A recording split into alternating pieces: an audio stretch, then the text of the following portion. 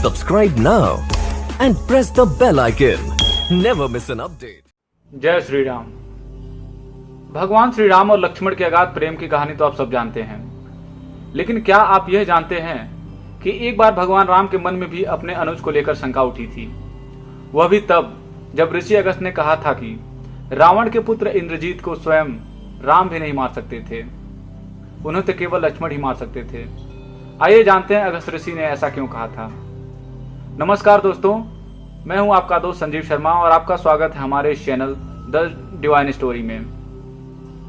लेकिन दोस्तों, मैं आपसे एक आग्रह करना चाहता हूं। इस कथा में आगे बढ़ने से पहले अगर आप मेरे चैनल पर पहली बार आए हैं तो इसे लाइक करें, शेयर करें और सब्सक्राइब करें, और अगर आप पहले भी हमारे चैनल पर आए हैं तो भी इसे लाइक करें और शेयर करें। दोस्तों, अगस्त ऋषि ने ऐसा क्यों कहा था, इसकी कहानी बहुत ही मधुरम है जिसको मैं आपके सामने लेकर आया हूं। कथा मिलती है कि एक बार अगस्त मुनि अयोध्या आए और लंका युद्ध का प्रसंग छिड़ गया। तभी राम जी ने बताया कि किस तरह उन्होंने रावण और कुंभकर्ण जैसे वीरों का वध किया और अनुज लक्ष्मण ने भी इंद्रजीत और अतिकाय जैसे शक्तिशाली असुरों को मारा। तभी अगस्त मुनि बोले कि इसमें कोई संशय नहीं कि रावण और कुंभकर्ण प्रचंड वीर थे, लेकिन सबसे बड़ा वीर इंद्रजीत यानी कि मेघनाथ ही था। उसने इंद्र से अंतरिक्ष में युद्ध किया और बांधकर उन्हें लंका लेकर आया। ब्रह्मा ने जब इंद्रजीत से दान के रूप में इंद्र को मांगा था तब वह मुक्त हुए थे। लक्ष्मण ने उनका वध किया और केवल वही उनका संहार कर सकते थे। अगस्त मुनि के मुंह से लक्ष्मण की वीरता का प्रशंसा सुनकर राम प्रसन्न तो हुए, लेकिन अचंभित भी हुए कि ऐसा क्या था कि केवल लक्ष्मण ही उन्हें मार सकते थे।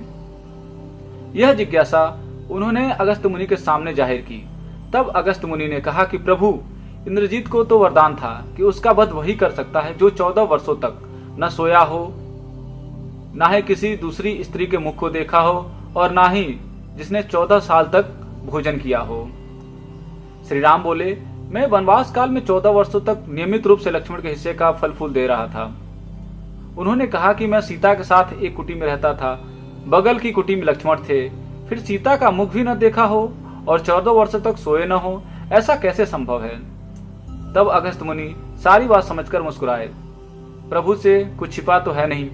दरअसल सभी लोग सिर्फ श्री राम का गुणगान करते थे, लेकिन भगवान चाहते थे कि लक्ष्मण के तप और वीरता की चर्चा भी अयोध्या के घर घर में हो।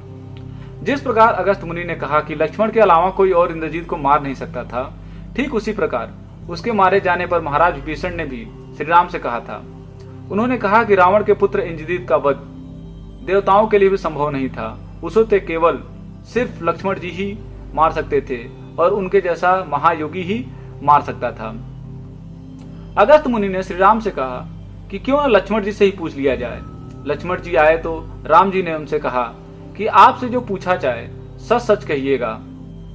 तब प्रभु ने पूछा, हम तीनों 14 वर्षों तक साथ रहे, फिर भी तुमने सीता का मुख कैसे नहीं देखा? फल दिए गए फिर भी अनाहारी कैसे रहे, और 14 साल तक सोए कैसे नहीं? यह कैसे हुआ? तब लक्ष्मण ने बताया कि भैया, जब हम भाभी को तलाशते हुए ऋषिमुख पर्वत पर गए तो सुग्रीव ने हमें उनके आभूषण दिखाकर पहचानने को कहा था। आपको स्मरण होगा कि मैंने उनके पैरों के आभूषण के अलावा कोई अन्य आभूषण नहीं पहचान पाया था, क्योंकि मैंने कभी भी उनके चरणों के ऊपर देखा ही नहीं था। 14 वर्षों तक सोने की बात रही। तब लक्ष्मण जी ने कहा कि आप और माता एक कुटिया में सोते थे। मैं रात भर बाहर धनुष पर बाण चढ़ाए पहरेदारी में खड़ा रहता था। निद्रा देवी ने मेरी आंखों पर पहरा करने की कोशिश की तो मैंने निद्रा को अपने बाणों से वेध दिया था। निद्रा ने हार कर स्वीकार किया कि वह 14 साल तक मुझे स्पर्श तक नहीं करेंगी, लेकिन जब श्री राम अयोध्या में राज्याभिषेक करने के लिए आएंगे और मैं उनके पीछे सेवक के तरह छत्र लिए खड़ा रहूंगा, तब वो मुझे घेरेंगी। आपको याद होगा कि जब राज्याभिषेक आपका हो रहा था तब मेरे हाथ से छत्र गिर गया था, क्योंकि उस समय मुझे निद्रा देवी ने घेर लिया था। लक्ष्मण जी ने आगे बताया कि जब मैं जो फूल फल लाता था आप उनके 3 भाग करते थे। एक भाग देकर आप मुझसे कहते थे कि लक्ष्मण फल रख लो। आप कभी फल खाने को नहीं कहा है, फिर बिना आपकी आज्ञा के मैं उसे कैसे खा लेता। मैं उसे रोज संभाल कर रख दिया। सभी फल उसी कुटिया में अभी भी रखे होंगे। प्रभु के आदेश पर लक्ष्मण जी चित्रकूट की कुटिया में से वो सारे फलों की टोकरी लेकर आए और दरबार में रख दिया। फलों की गिनती हुई, लेकिन 7 दिनों के फल नहीं थे। तब श्री राम प्रभु ने पूछा कि तुमने 7 दिन का आहार किया था क्या? श्री राम के पूछने पर लक्ष्मण जी ने 7 दिनों के फल न होने का भी रहस्य बताया। उन्होंने बताया कि जिस दिन पिताश्री के सर्वभाग होने की सूचना मिली थी, हम निराहारी रहे थे। इसके बाद जब रावण ने माता सीता का हरण किया था, उस दिन भी हम निराहारी रहे थे। उन्होंने कहा कि जिस दिन आप समुद्र की साधना कर रहे थे और उनसे राह मांग रहे थे, उस दिन भी हम निराहारी रहे थे। जब इंद्रजीत के नागपाश में बंद कर दिन भर अचेत रहे, उस दिन भी हम लोग निराहारी रहे थे। जिस दिन इंद्रजीत ने मायावी सीता का सिर काटा था, उस दिन हम शोक में थे।